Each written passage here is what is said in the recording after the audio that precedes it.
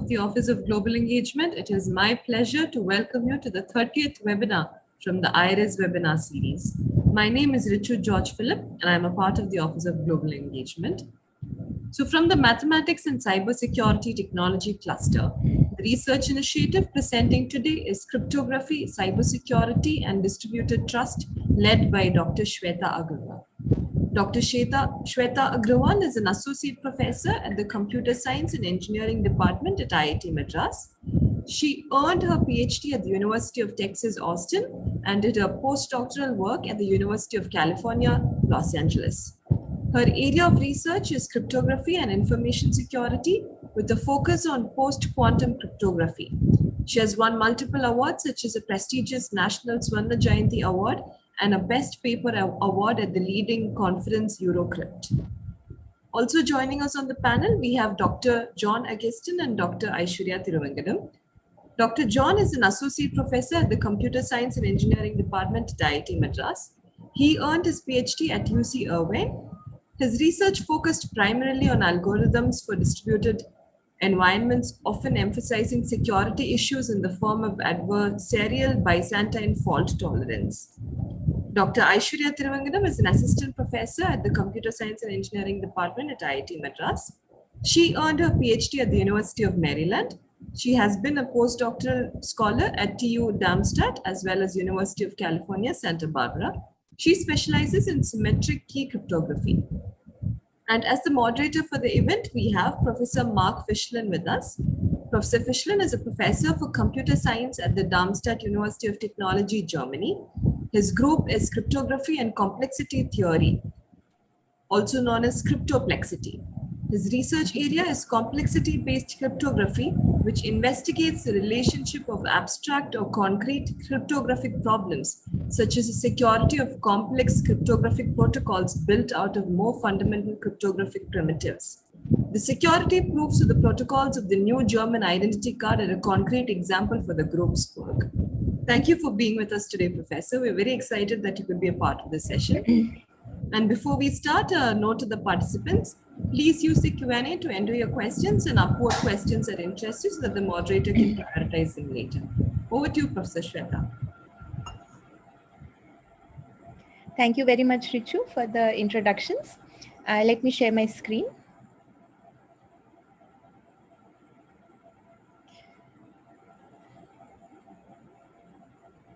All right, can everybody see my screen and hear me okay? So during the talk, if at any point the audio or video becomes bad, please let me know and I'll try to switch to a different network. All right, so good evening, everybody. Welcome to Cryptography, Cybersecurity, and Distributed Trust. I'm Shweta. I'm in the Computer Science Department. And I'd like to tell you about our group today and the work that we do. So our group, the faculty members are the four of us. That's Aishwarya, John, and soon to join Satrajit Ghosh. And what is our center about? Well, it's about understanding foundational aspects of cybersecurity, in particular, exploring the fundamentals of cryptography and distributed trust, building applications such as blockchains, encrypted computation, secure communication protocols like TLS, and so forth, as well as developing real-world protocols for security and privacy. So, for instance, the security of the Aadhaar database in India, which has been the subject of lots of debate, e-voting protocols, ideas like securing land records or police records on blockchains, and so on. So we try to cover the spectrum from fundamentals to developing applications in theory, as well as building real-world protocols that can aid national problems in security and privacy. And here is a little bit about the key focus areas that we have. So the first one is post-quantum cryptography. Now, as some of you may know, most of current day cryptography is based on the hardness of number theoretic problems. And this actually breaks down if you have a quantum computer.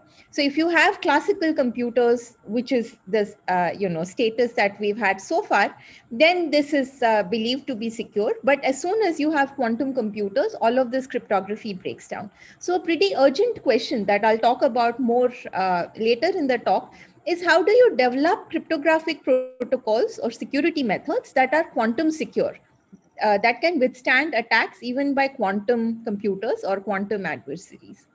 Then another focus area is cryptography for cloud computing. So in today's age, we have this big data boom, as everybody knows. And one of the biggest problems in making cloud computing, real is security, because people, even though they have lots of data, they are typically worried about the privacy of their data, and this is legitimate. As we've seen, there have been various leaks that show us how important our data is and how it's important to protect it. So our group would like to design solutions to do encrypted computation so that you can still make use of the technology of big data, but you nevertheless get some kind of privacy guarantees about your data. Then we have blockchains and distributed trust, which is about designing protocols for peer-to-peer networks to make them resilient to heavy churn and malicious participants. Dr. John will tell us more about this. We also work in the space of Byzantine fault tolerance. And here we note that classical work in this space typically focuses on Byzantine agreement, but we're interested in generalizing this to design Byzantine resilient protocols for a wider set of problems. And then lastly, and just as importantly, we work in the space of symmetric key cryptography. Now, this is a very important space because it's typically much more efficient than the public key protocols that I alluded to earlier. So because of efficiency and relevance to real world applications, this is a very important space that we're also focusing on. And here we'll study security of cryptographic schemes that are actually used in practice. And Dr. Aishwarya in our team leads this effort, and she'll tell us more about this. So in terms of international collaborations, well, we have several. Here we list a few, so we have ongoing active collaborations in different countries, including France, the US, Japan, Israel, Germany, and various institutions in these places. And all our PIs or uh, principal investigators have a strong track record of global visibility and impact. So we are hoping that we can, only build our collaborations more and more and do more and more work that has not just national, but also global visibility and impact. We've also been asked to talk about the long-term impact about our work. So first of all, I'd like to argue that, the space of cybersecurity almost needs no argument anymore. So this area is kind of vitally important for society, whichever way you look at it. You open the newspapers, or just Google for cyber attacks, and every day you have a gazillion news stories. So as most of our transactions have moved online, especially in this post-lockdown age, most of the crime has also moved online, and it's vitally important that we secure our operations online. We'd also like to talk about building expertise in the country. So this is not just about protecting against cyber attacks, but we'd also like to have an eye for to the future and build expertise in cutting edge topics, for instance post quantum cryptography, so that the country has that expertise and can handle that situation when it arises indigenously. uh, Towards this, we hope to provide industry, government, as well as academia with highly trained personnel in cybersecurity. So people who understand cybersecurity from all these different dimensions that our group explores it, ranging from fundamental to application. It's really important to us that going forward, we can contribute to achieving national self-reliance in security and privacy. So it's really important, obviously, for any country to be self-reliant in such a sensitive space. And lastly, at the abstract level, we'd like to achieve global visibility and recognition via high impact and fundamental contributions. So service to the nation is one aspect, and service to science and the community is another aspect. And these are two things that we care passionately about, and we hope to make an impact in. So in the few minutes that I have left, I'm going to tell you a little bit about post-quantum cryptography, which is my own area of focus. And then Dr. Aishwarya and Dr. John will tell us about symmetric key cryptography as well as distributed computing security in more detail.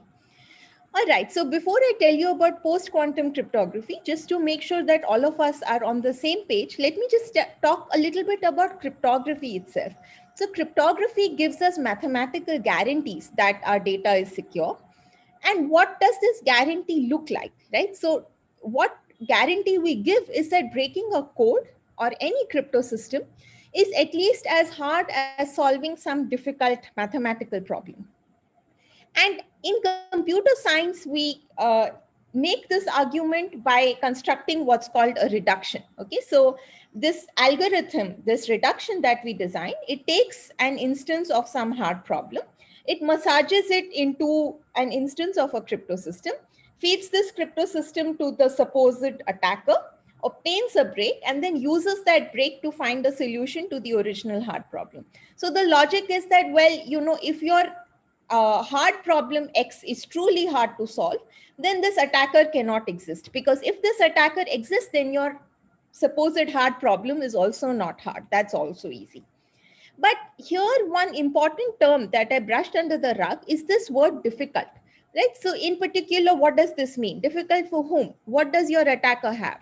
Does she have a mobile phone? Does she have a supercomputer? And this is a really important question, right? Which we frame in cryptographic language as the cryptographic adversary. Uh, right? And generally, this cryptographic adversary is modeled as a classical computer. And the typical guarantee we give is that unless the adversary can solve the hard problem, the attack should take, let's say more than the age of the universe. And this guarantee is more or less robust to the quantity of resource that you have. So whether you have a mobile phone or a supercomputer, these guarantees will just be in terms of CPU cycles, and they handle these quantitative differences pretty well. But what they do not necessarily handle well are qualitative differences between your resources. So what happens if your attacker is quantum? Okay, and this is a really, really important question. Let me tell you a little bit about quantum computers. This is a fundamentally new paradigm of computing. These are computers that use the laws of quantum physics rather than classical physics, and can often allow exponential speedups in solving mathematical problems. So most current day cryptography, which relies on the hardness of certain problems, is in fact broken if you have quantum computers trying to break your crypto system. Okay, so is this threat real, or is it just something that theoreticians like to study? The short answer is that this threat is very, very real and very, very urgent. Okay, in fact, a few years ago, Google claimed that it finally reached quantum supremacy, which means that it demonstrated some task that a quantum computer can do efficiently that a classical one cannot. And in fact, since this news, there has been also a lot of other news about various government labs, industry, and so on that have taken several strides forward in the area of building quantum computers. So it's a pretty urgent need that we protect against quantum computers. And this need has been realized as long ago as 2016, when the National Institute of Science and Technology in the US initiated a process to solicit, evaluate, and standardize quantum resistant cryptography. There's been a significant amount of global research effort in this area. In India, so far, this area remains a little bit less explored, and that's something that we're hoping to fix.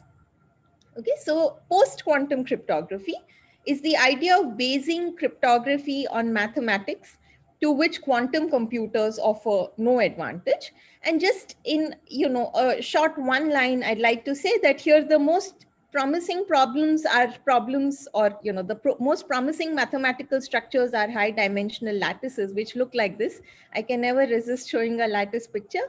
I won't talk much more about it, but you have hard problems on these mathematical structures that resist quantum attacks so far. Okay, and that's all I'm going to say about it. And just to wrap up, I'd like to tell you about this cryptography for cloud computing application that I talked about before. So the poster person picture, the poster person application of this space is the area of personalized medicine. Okay, so everybody understands that medical research could benefit tremendously if you had access to DNA data and correlation with diseases. So I quote from an article that appeared in Nature: the dream for tomorrow's medicine is to understand the links between DNA and disease and tailor therapies accordingly. But scientists have a problem, which is how to keep genetic data and medical records secure while still enabling the massive cloud-based analysis that is needed to make meaningful associations. And this is something that cryptography can actually solve, at least in theory, though we are a way away from practical solutions. We can perform medical analysis on your data while it is encrypted. Okay, so with that, I'll conclude and turn the stage over to Aishwarya. Thank you very much. Thank you, Shweta. So let me share my screen and you guys can tell me if you can. I'm trying to stop sharing, yeah.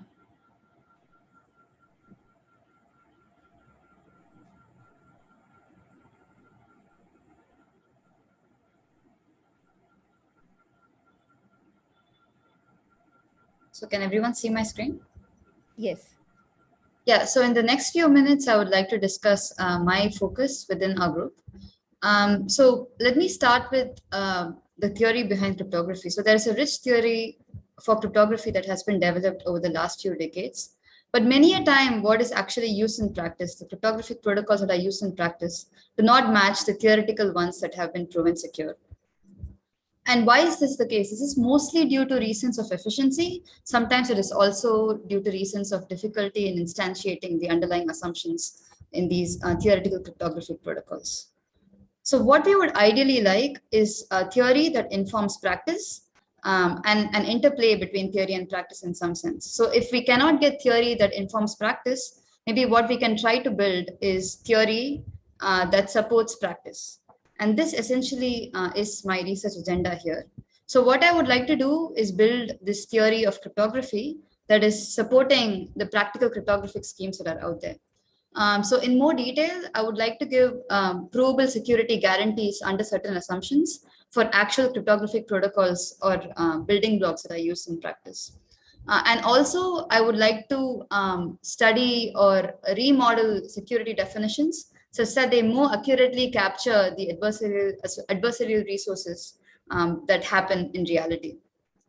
So let me just briefly talk about my four main research goals within this agenda currently.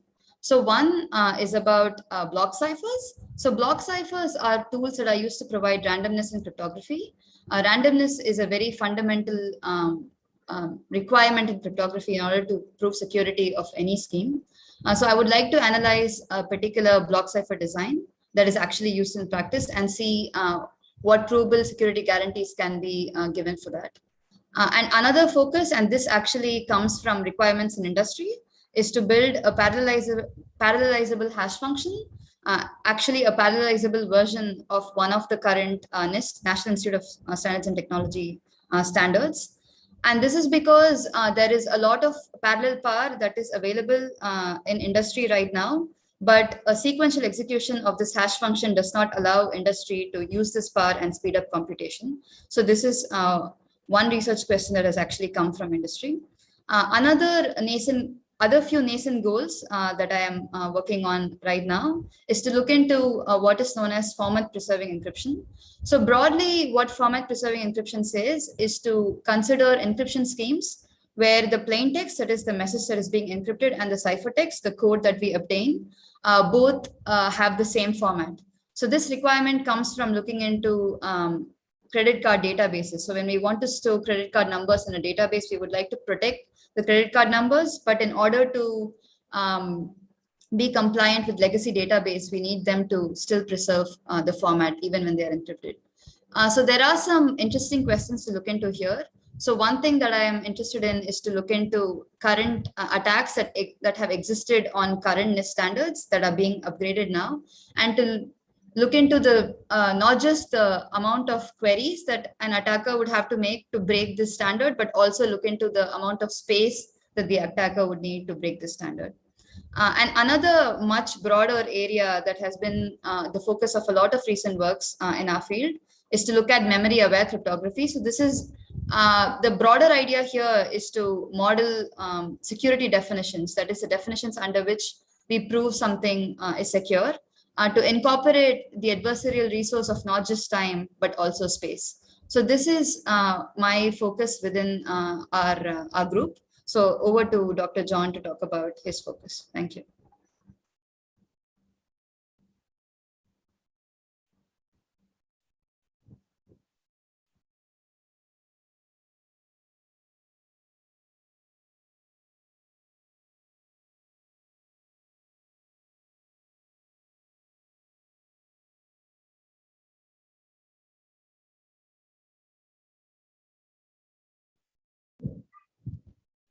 Sorry, I was muted. Sorry about that. Is my screen visible? Yes. Okay, thank you. Shweta cannot resist showing a picture of a lattice. I cannot resist showing the picture of a cup of coffee.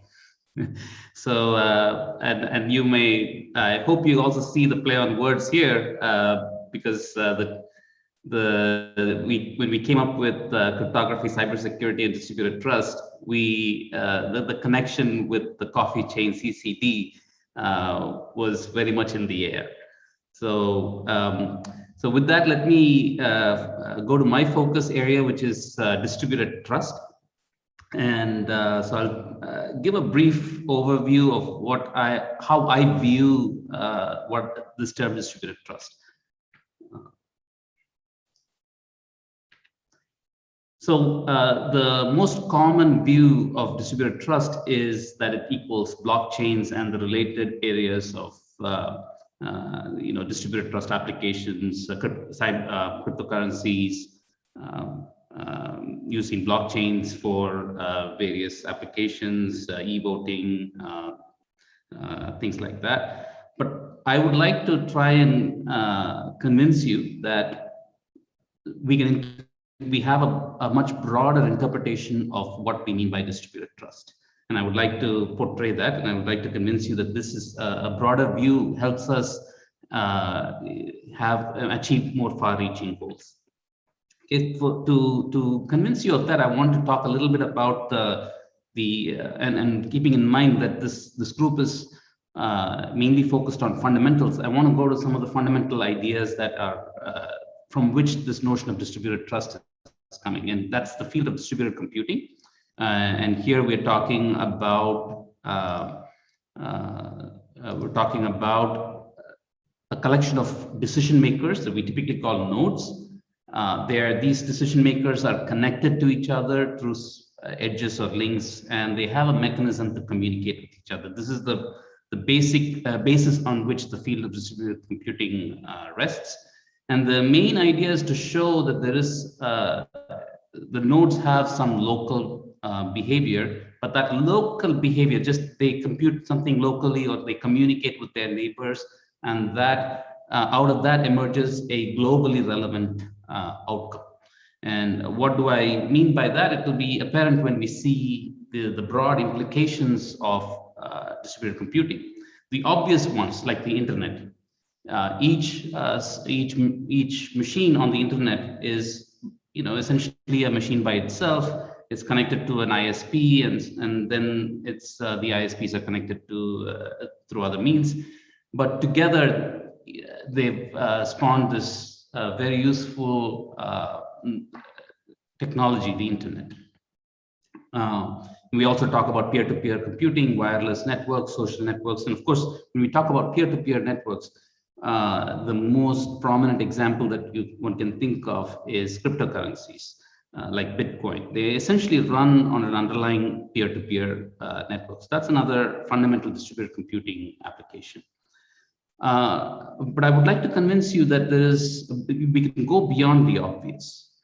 We can go to the sort of the less well-known, but nevertheless distributed computing environments. We can think of swarms of autonomous vehicles like drones that would need to, there's individual drones performing whatever action they need to do, but they may need to also interact with each other and collaboratively solve problems. And going beyond technology, we see aspects of distributed computing in biological systems. The brain, for example, is essentially a very large network of neurons connected by dendrites and axons and whatnot. So, and then if you just see an organism, it's essentially a collection of cells that interact with their neighboring cells. And we have organisms, humans and animals and whatnot, having life in them. So this is another aspect of distributed computing. And then we see ants, how they interact with each other. My main point here is that distributed computing is ubiquitous. You run into them in various forms. So when this picture is worth looking at and drawing some conclusions. So let me pause here. The idea is when we talk about all these distributed computing applications, they are built on networks.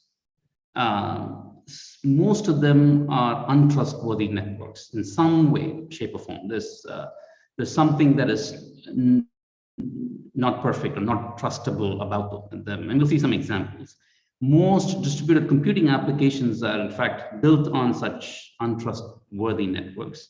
But traditionally, much of distributed computing research is, they assume that the underlying network is trustworthy, and for good reason, because we need to be able to walk before we run. So a lot of research is just to try and understand the foundations of distributed computing.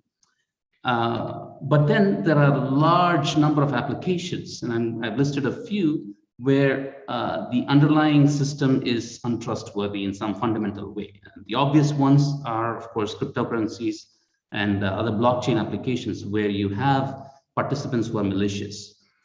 But when you deploy a swarm of robots, drones, if you will, into some sort of an environment that is harsh in some way, there again, the environment is untrustworthy, and maybe even some of the drones could be compromised. So how do we get these robots to interact with each other in some way, in the goal being that the global purpose of the deployment of robots is not compromised. Okay. What about, we talked about biological networks and the social networks. We have issues like the spread of the pandemic, disease spreading, and in biological, like organisms, you have infections and cancer spreading within an organism. These are essentially distributed in nature. So understanding how these malicious aspects of the system spreads and how to contain them, those are very important questions to address. And there are fundamental distributed computing questions here that are at the heart of all of these issues. And let me talk about one more thing that we all are very familiar with, fake news detection. We are part of social networks. How do we contain wrong information, misinformation, fake news spreading in such systems? How do we keep them contained? These are very difficult questions. This is, and distributed computing plays an important role. And you can sort of see that in all of these things, there is a certain untrustworthiness to the environment, and there's a distributed computing aspect to it, individuals interacting with each other.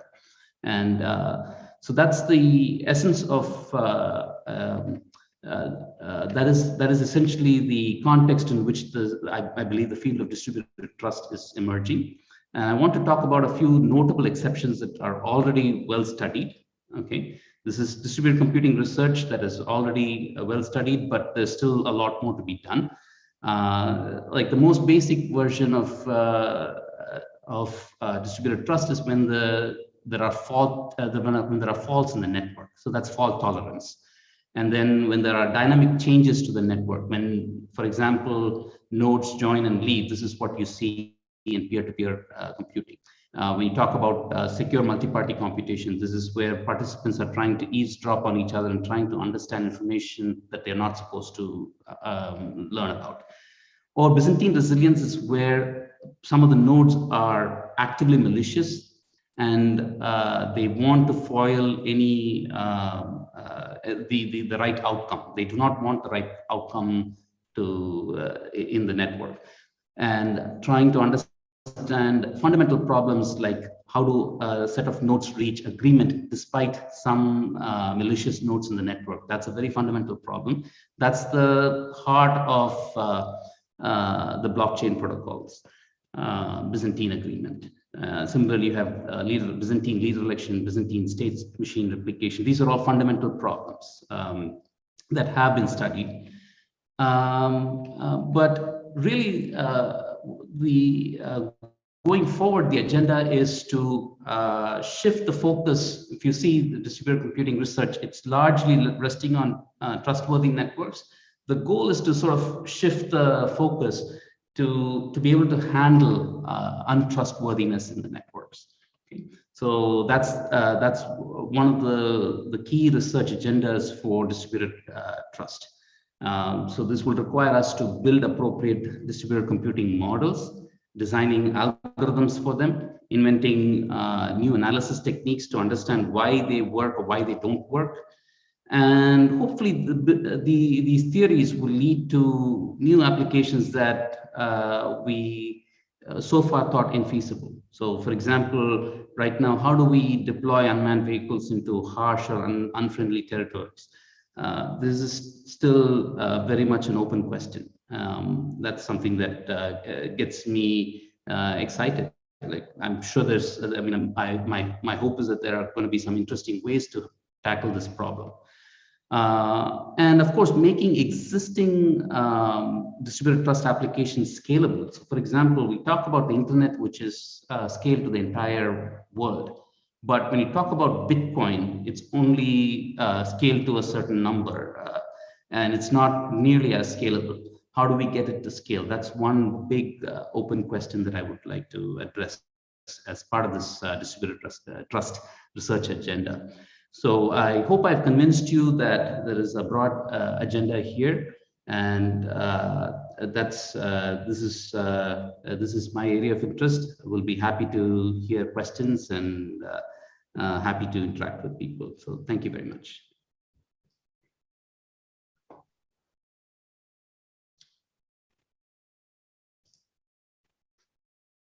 All right. Thanks. I think now it's my task to basically moderate a little bit the questions. We have almost 700 participants and very active, and most of you are very active on the Q&A section. I think it's too many questions to answer all of them, and I saw Shweta was already so kind to answer some by typing in the replies.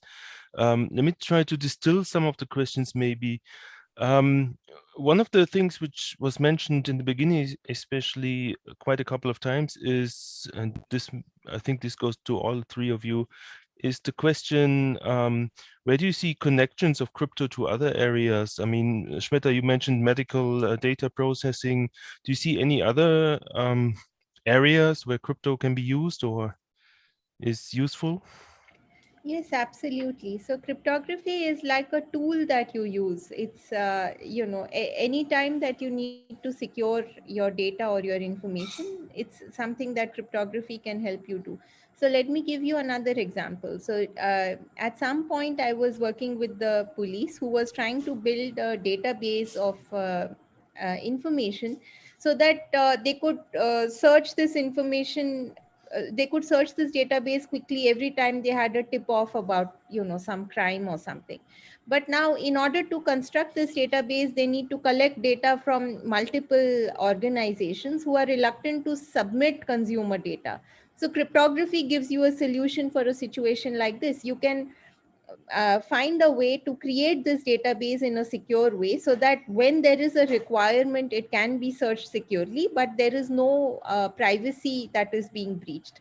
The Aadhaar database privacy, which many in India have read about in the papers, is another example. A third example, which I touched upon, is using blockchains in order to store things like land records. So land records in India are often subject to various scams, and there is a lot of lack of transparency and so on. But now if you store it on a blockchain, then you have a guarantee that nobody can tamper with it, and whatever modifications take place transparently. So cryptography is a very, very wide area with literally thousands of applications, and I'll let the others add if they'd like to. So I guess I just want to say, reiterate what Shweta said. So wherever digital information is being exchanged, cryptography comes into play. Because whenever digital information is being exchanged, there is a chance that we want to secure it.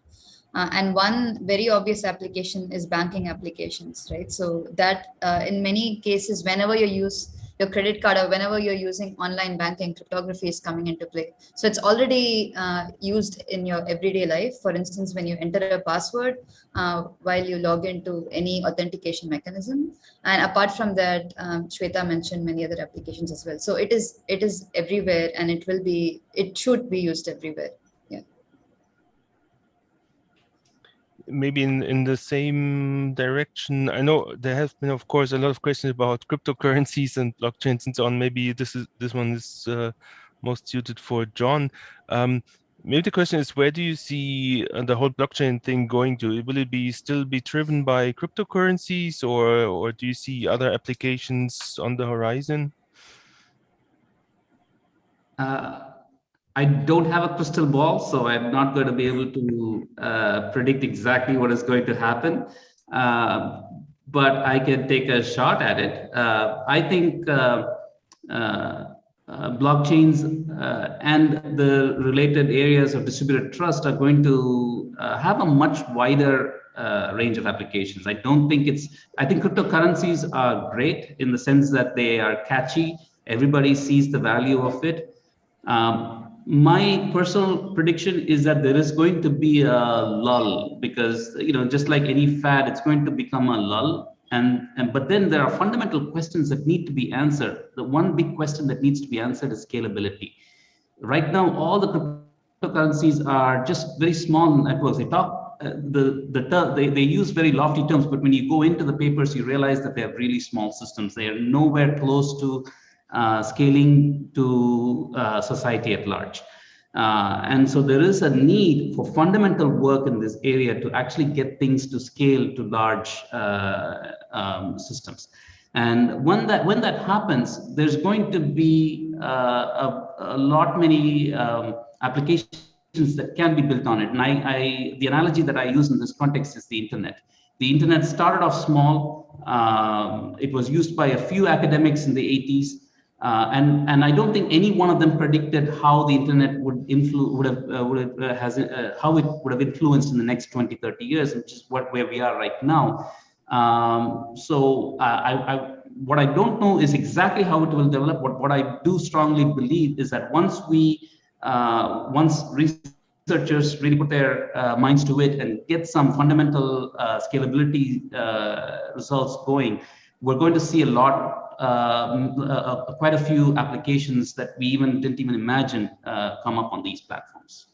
So that's my personal take on it. Right, thanks. There have been also quite a number of questions about, since John talked about crystal balls, questions about quantum computers and all these things. Do you dare to make a prediction there? Will it affect your research, what you do and so on, or where do you see this field going? So I think there indeed have been big strides in construction of quantum computers. And, we already have examples of existing quantum computers that outperform classical computers in some tasks. Of course, bringing the quantum computer to a place where, you know, it can replace a classical computer is still a distance away in terms of research effort.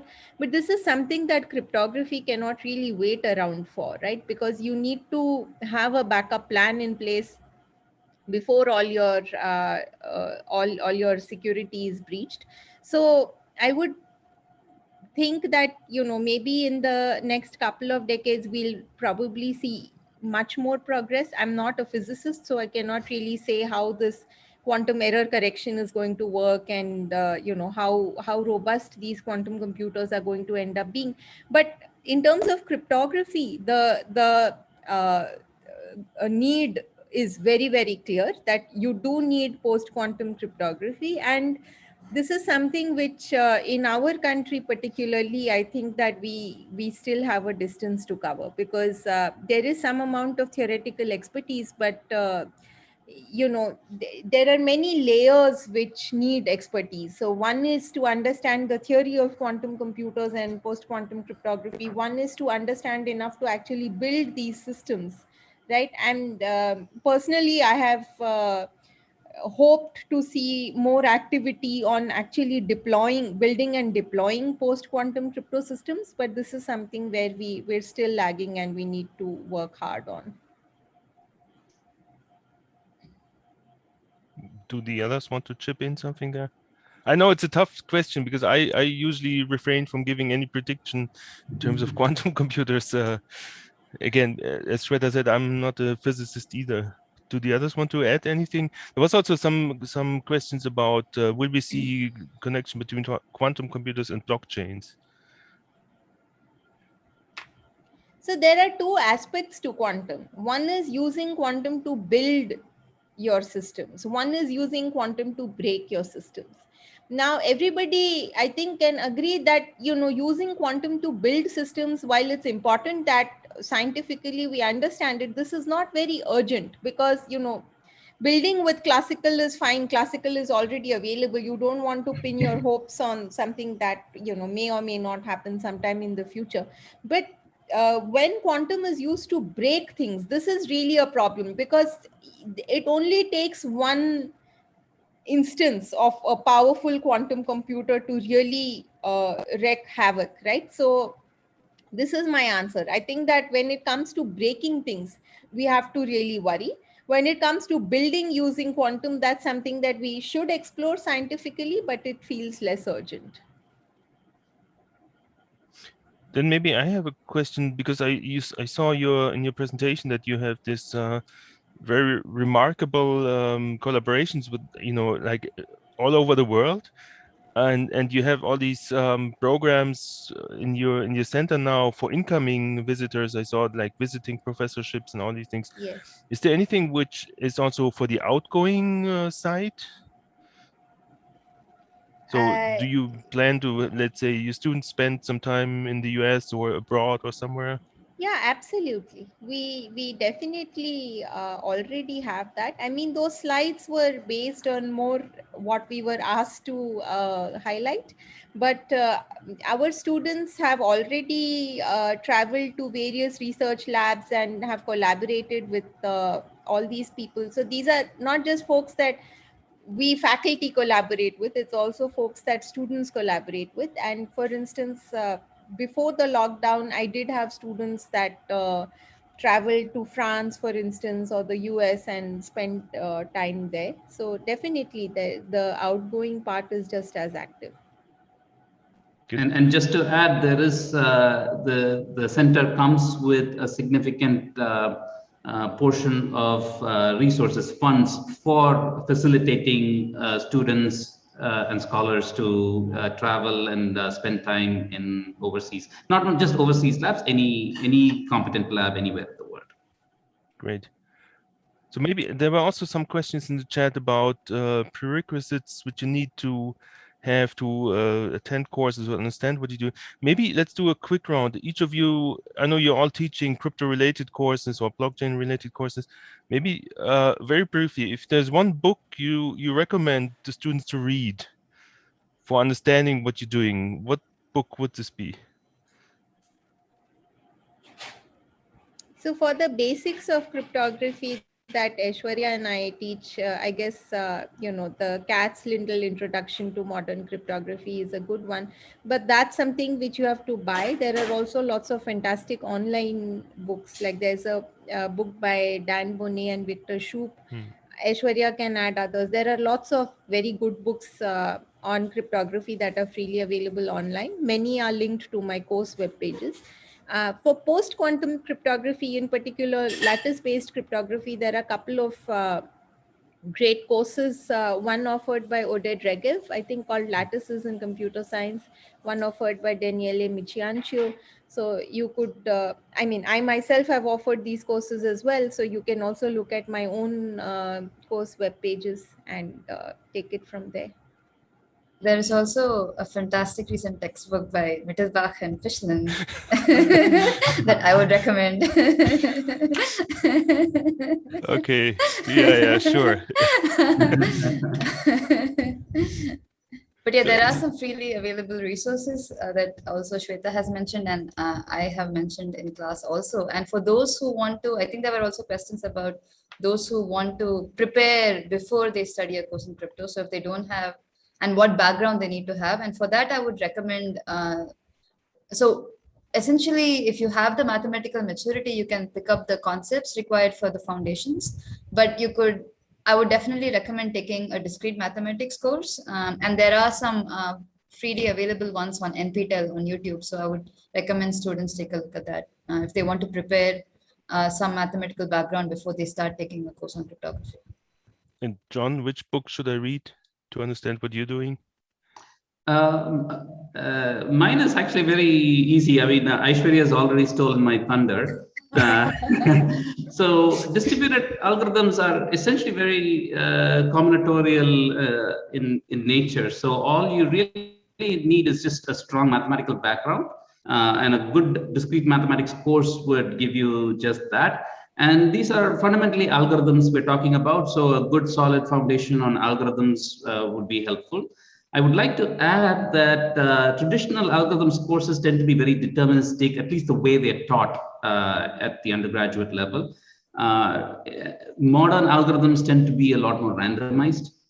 So that's an aspect that I would highly recommend students, aspiring students, to spend some time understanding probability theory and understanding how randomization plays a role in algorithm design. And I think this is not just, as I understand from Shweta, actually, this is not just about distributed computing. I think cryptography also leverages randomization quite heavily. So that is something that I would highly recommend. Get your fundamentals on probability theory brushed up. So I think my question raised some comments in the Q&A part to put down the names of the book. Maybe I think probably you have them on your courses pages, right? Maybe if you want to give the link to your courses, this would be helpful. So I think I was told that we have 45 minutes in total. We have a couple of minutes over this. I think at this point I should maybe return to Richu, I guess, and close the Q&A part for this time. Thanks. Thank you so much, Mark. Yeah. We don't have a hard stop, but I understand that you may have other commitments to get to. So we can formally close the webinar, but if Professor Shweta, Professor Aishwarya, and Professor John would like to continue, we can take on a few more questions. Does that work? Yeah, sure. Yeah, sure. Yeah, thank you. Thanks a lot, Professor Mark, for being with us and spending all this time moderating the webinar. It was our pleasure to host you. Thank you so much for being with us here today. Thank you. Thanks. Thank you. Thank you so much, Mark. Hope to see you in person here sometime. You must visit us soon. Once the whole Corona thing is over. All right, thanks. Thank you, Mark. Good one.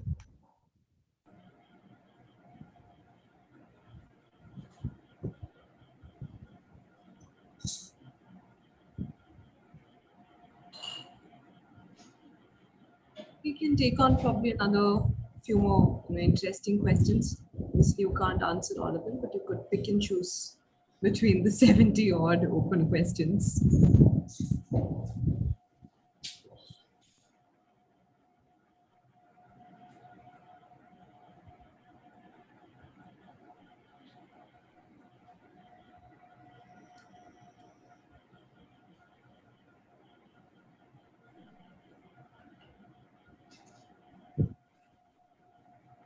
So there's a question on what is hash function. Maybe I can take that.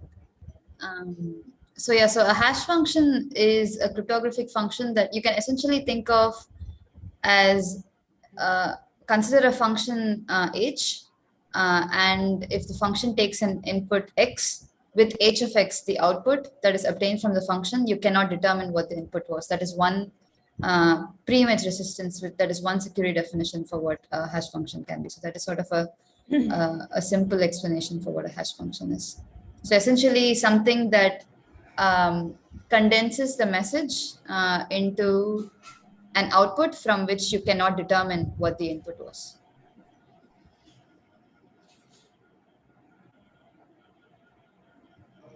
So I see a question here about is blockchain and cryptography interrelated? So yes, the answer is yes. Blockchain is a sort of multidisciplinary field which encompasses ideas from distributed algorithms, cryptography, and other fields as well. So in blockchains, indeed, you do use cryptography, but you also use a lot of ideas and algorithms that are not from cryptography per se. So just broad algorithms. I see one question on the broad perspective of distributed trust, including misinformation. The question is, I believe true privacy is a combination of building secure environment and policy. What do you think? Of course, the answer is an absolute yes. We focus on the technology end of things, and policies are on the deployment end of things. And we cannot, we have to live within societal norms, and policies certainly are going to play a very important role. And part of the way I see the mandate for CCD is that we will have the ability to support the government in policy making. We can, if there is ever a need, we will be able to provide the technology point of view to support what the right policies are and what would probably be not very good policies. And yes, so the government does play an important role. And there was another sort of related question about why cryptocurrencies are good, but why are they? Why is India apprehensive about cryptocurrencies? A large part of it is again policy with regard to who's using cryptocurrencies these days. Is it just regular good citizens of the country, or are they are there just bad elements, criminals and terrorists using cryptocurrencies? We have to be careful about that. And my thought on that is, if we truly make it scalable, and if it becomes a currency just like cash, then it makes sense to let the good citizens take over. But if it is so unscalable, it's only the bad elements that are going to be controlling this technology. So we do need care in this matter. So that's over to others. So here's a question which asks, is cryptography and encryption the same? The answer is no. Encryption is only one aspect of cryptography which allows you to hide information. But for instance, you can also have something like a digital signature, which lets you sign something, or blockchains, which we've already talked about a lot. So encryption and cryptography are two very different things. Encryption is a very small part of cryptography.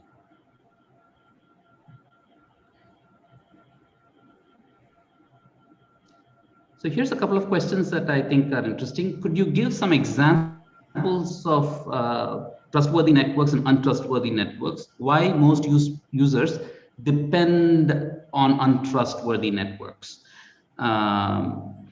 So it depends on the scale of the system we're talking about. Now, if you have a small or medium-sized business, and you build a network to support your services, and it's fully contained within your system.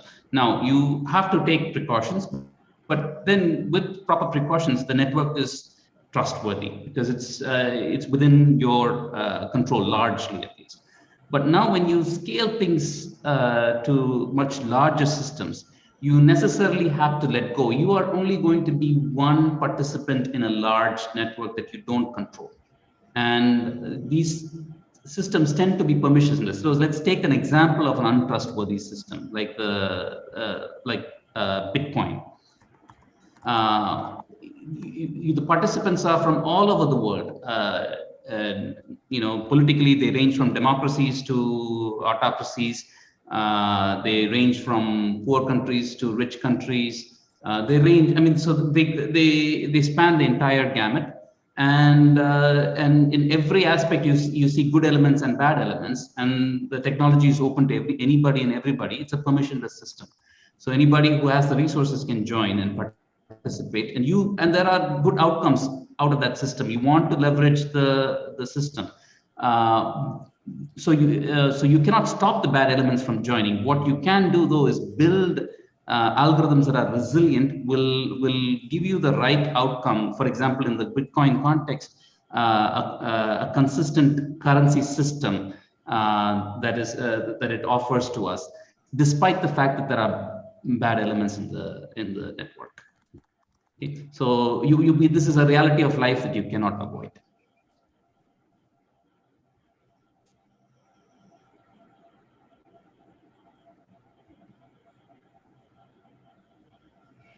So I think that since we've gone on for an hour, we're kind of significantly over time. Ritu was kind enough to tell me that you could possibly stretch it to an hour, but not more than that.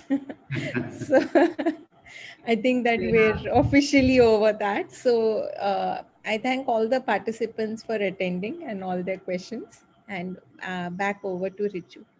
Thank you, Professor Shweta. So, thank you from our side. It was our pleasure to host you. Thank you, Professor Shweta. Thank you, Professor John, and thank you, Professor Aishwarya. Thanks to all of you for all the amazing organizational effort. Yeah, thank you to so all much. of the participants. A lot of questions came our way, and I'm glad that you took the time to answer all of them in detail and to discuss it. So thanks everyone. Have a good day. Bye. Good night, Bye. everybody. Bye. Bye.